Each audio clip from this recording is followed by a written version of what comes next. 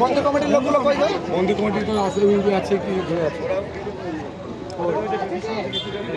বিষ্ণু, এখানে কমিটি কি আছে? বাজার কমিটি, কমিটি কি আছে? শ্যামবাজার কমিটি, বাজারেরই পুজো। কথা এখানে ভিতরে পারবেন না, ওখানে লোক আছে।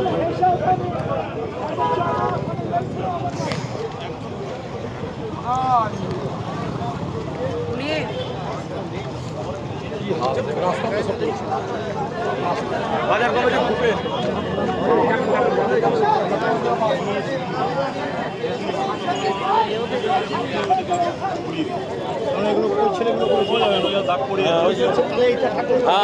ওই যে লাঠি দিয়ে কুটিয়েছে।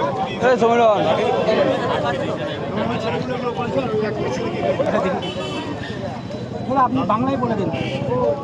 আর কি বলবো, আর বলে কি হবে নাকি? কেন? আচ্ছা, আজকে দাদা এখানে কি হয়েছিল এবং আপনারা এই যে প্রতিবাদ আপনি দেখলেন তো কি হয়েছে? কি চাইছেন? সারা পশ্চিমবঙ্গ জুড়ে তো এটাই হচ্ছে। শুধু হিন্দুদের মন্দির ভাঙা হচ্ছে, হিন্দুদের মূর্তিকে পায়ে ফেলে দেওয়া হচ্ছে, চুল ছিঁড়ে নেওয়া হচ্ছে, ছ্যাঁচড়াতে নিয়ে যাওয়া হচ্ছে। হিন্দু কি বানের জলে ভেসে এসেছে? হিন্দুর কোনো অস্তিত্ব থাকবে না এই পশ্চিমবঙ্গে? এই পশ্চিমবঙ্গ কি আগামী দিন বাংলাদেশ হয়ে যাবে? এত সংখ্যক মানুষের বাস, যেখানে হিন্দু আধিক্য, তারা সেখানে কালী পুজো করতে পারবে না। আর তার প্রতিবাদ করতে গেলে পুলিশ এসে লাঠি দিয়ে ঠাঙাবে। আমাদের একটি ছেলের হাতে বিভৎসভাবে লাঠি দিয়ে মেরে তার রক্ত বার করে দিয়েছে। কেন হবে? পুলিশ নিজে বার করতে পারছে না। পুলিশ ট্রেন পুরালে, বাস আটকালে, রাস্তা অবরোধ করলে তখন পুলিশ কিছু করতে পারে না। 30 ঘন্টা 40 ঘন্টা চলে যায়।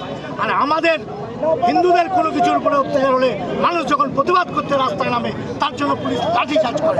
পুলিশকে উপযুক্ত তদন্ত করে দোষী সাব্যস্ত করতে হবে, তা না হলে এই মূর্তি এখান থেকে উঠবে না। এবং আগামী দিনে এমনভাবে আন্দোলন বহরমপুর বিধানসভা, লালবাগ বিধানসভার মধ্যে প্রতিষ্ঠিত হবে। পুলিশের লাঠি চললেও, গুলি চললেও, পুলিশ যদি মেরেও দেয়, হিন্দুকে যদি গুলি করেও মারে, কিন্তু এর প্রতিবাদ থেকে আমরা করব।